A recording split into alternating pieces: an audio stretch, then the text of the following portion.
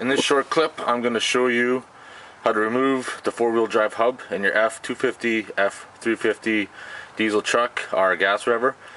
And I'm going to show you how to check the bearing in the hub, and also I'm going to show you how to grease it. This hub, you can't service it. It's about 300 bucks Canadian from like Ford. It's built that when it fails, it'll actually take out the other bearing that's part of your whole hub. And that setup is about 600 bucks. But I'm going to show you how to remove the hub, and then how you can grease it and then make it last a little bit longer. So to remove the hub, you need a Torx 25 bit, and we're going to remove the 3 screws here.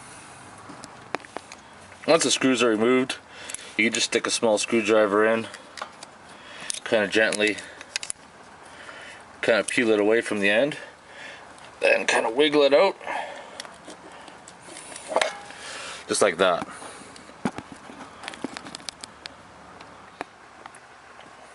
So now to check if the bearing's bad, normally you would just hold it and spin it, but since I'm filming that I can't, so I'm just going to roll it.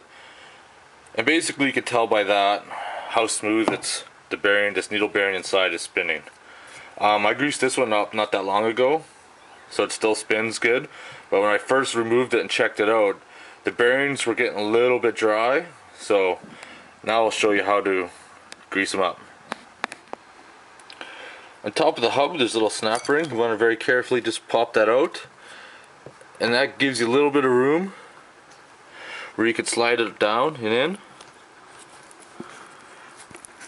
It's being stubborn. There we go.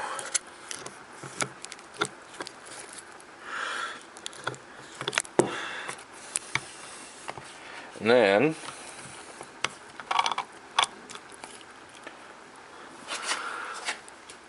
once you got it pushed down, you can kind of see the needle bearings, and what I do is I just pack grease in and around here, and then I pack grease in between there, and then I slide the piece up and move it back and down a little bit to try to push that grease in. Because like I said, otherwise when this goes, this whole assembly just shreds apart.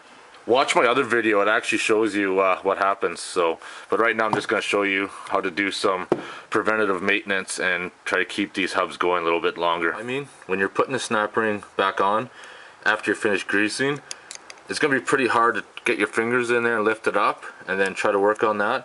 What you could do is just put a little small screwdriver in here and just kind of like lift up a little bit, but don't put too much pressure because you don't want to damage this little plastic ring.